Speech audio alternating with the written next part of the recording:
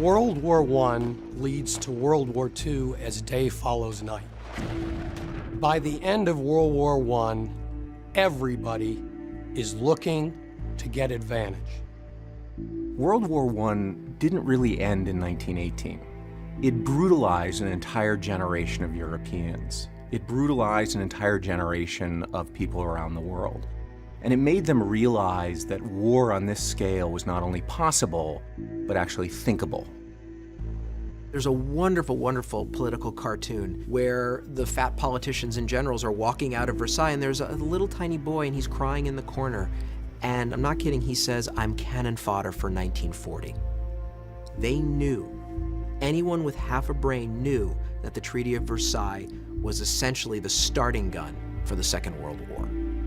Essentially what happened is that you create such an unstable economy and so much animosity between nations that you're just seeding the field of war to rise and grow again. A lot of the anger, animosity, resentment that fuels the rise of the National Socialists of Adolf Hitler in Germany can be directly tied to that. It would be difficult to argue that that's simply propaganda that's utilized by Adolf Hitler. These were very difficult terms for the German people to handle. And it creates this bunker mentality, this us against the world mentality that ultimately will play out in Hitler being able to create a program that appeals to that sentiment. To the average German, they have been sold out by the politicians.